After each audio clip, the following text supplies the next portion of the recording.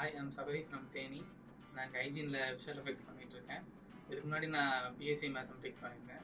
VFX interest எங்கேருந்து வந்ததுன்னா, எனக்கு மார்வல் ரொம்ப பிடிக்கும் ஆக்சுவலி.